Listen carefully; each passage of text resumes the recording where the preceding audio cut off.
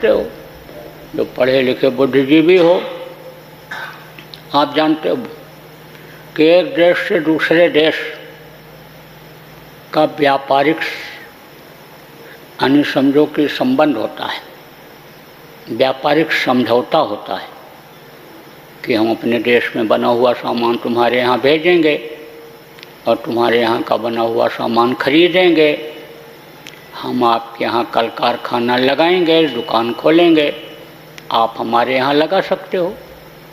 तो बहुत से देश ऐसे हैं कि जो दूसरों के यहाँ व्यापार करते हैं, उनके आदमी जाते हैं, उनके कल कारखाने खुले हैं, किसी किसी में सरकार का भी हिस्सा है, किसी किसी में केवल व्यापारियों का ही है।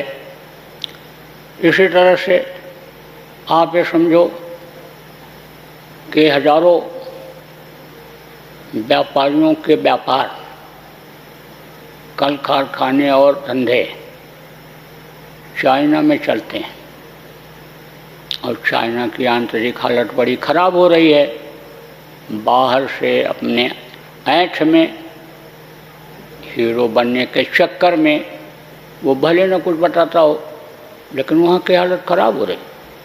तो अब ट्रंप जैसे अमेरिका के राष्ट्रपति, जो शक्तिशाली देश के मालिक बताए जाते हैं, वो भी कहने लग गए कि कोरोना को छिपाया चीन ने, कोरोना को जो कोरोना में मरे उनके लोगों को छिपाया, मरे ज़्यादा दिखाया कम। तो ऐसे कोई नहीं कहता है बगैर आधार के। और इसी तरह से और देश वाले भी बोलने लग गए। तो कहते हैं कि जब आदमी बौखलाहट में होता है तो गलती पर गलती करता चला जाता है, मानवता इंसानियत को भी भूलता चला जाता है। तो कुछ घटनाएं ऐसे दूसरे देशों के लिए भी चाइना की तरफ से हो गई हैं। तो लोगों का चाइना से मोह होने लगा भंग। तो वहाँ से अब हट करके भारत को लोग टारगेट बना रहे हैं बिजनेस के लिए, व्यापार के लिए, और सरकार से संपर्क कर रहे हैं। लेकिन विदेशी व्यापारियों का भारत में आना भारत के लिए समझो कि खतरे की घंटी बजना है। आप इस बात को समझो कि भारत में जब अंग्रेज आए थे तो वो राज्य करने के हिसाब से नहीं आए थे, व्यापार करने के लिए ही आए थे। लेकिन यहाँ की जलवायु उनको सूट कर गई, यहाँ के लोग अच्छे लग गए, यहाँ पर कच्चा माल यानी मिलने की उनको संभावना ज़्यादा लगी। तो उन्होंने यहाँ सबसे पहले व्यापार स्थापित किया। उसके बाद में लोगों का खान पान बदला, चाल चलन बदला। जो वहाँ की संस्कृति थी उस संस्कृति को अपनाने के लिए यानी समझो लुभाए लोगों को।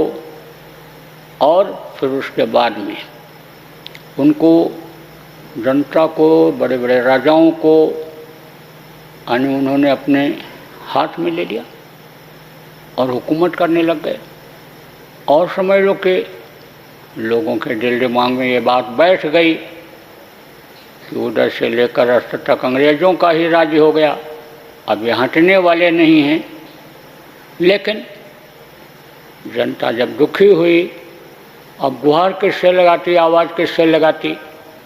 जो पंच प्रधान और राजा उस समय के थे जनता के, सबको उसने खरीद लिया था, सब उसी की ओर बोलने लगे थे। तो उसने किससे आवाज़ लगाया? उस मालिक से लगाया, परमपिता से लगाया। और आप देखो भगत सिंह, चंद्रशेखर, अशफाक उल्लाह खां, राजेंद्र लाहिड़ी, महात्मा गांधी जैसे लोग ये आगे बढ़े देश को आज़ाद कराने के लिए। तो उस समय पर यही स्वतंत्रता संग्राम सेनानी जिनको कहा गया, अब जिनको पेंशनें मिल रही हैं, सारी सुविधा मिल रही है, इनके पत्नी तक को सुविधा, बच्चों के लिए तक की सुविधा मिल रही है, गवर्नमेंट दे रही है। यह जब प्रचार करने के लिए आज़ादी की लड़ाई में निकले तो दरवाजे पर लोग इनको खड़ा नहीं होने देते थे। गांधी टोपी लंबी खादी की पहनते थे तो खड़ा नहीं होने देते थे, हट जाओ नहीं नाराज हो जाएगा साहब। तब वो क्या करते थे, जंगलों में जाते थे, आवाज़ लगाते थे आज़ाद करा लेंगे। इतना विल पावर था उनमें कि उसी विल पावर ने देश को आज़ाद कराया, लेकिन कुर्बानियाँ देनी पड़ी। कैसे कैसे ये देश आज़ाद हुआ। अब इस समय पर जो कुर्सियों पर बैठे हुए हैं उनको क्या पता है कितना खून बहाया लोगों ने। आप ये समझो कितनी मेहनत किया, पसीना बहाया। तो हम तो ये कहेंगे कि इस समय पर जो कुर्सी पर, ऊंची कुर्सी पर बैठे हैं, की पॉइंट जिनको कहते हैं, बैठे हैं, आप सब लोगों को विचार करना चाहिए। राजनेता ही नहीं, बड़े बड़े अधिकारी और बड़े बड़े जो लोग देश के लिए शुभचिंतक हैं, सबको विचार करना चाहिए। और जो विदेशी लोग यहाँ पर कल कारखाना लगाने के लिए आना चाहते हैं, इनके प्रस्ताव को खारिज कर देना चाहिए।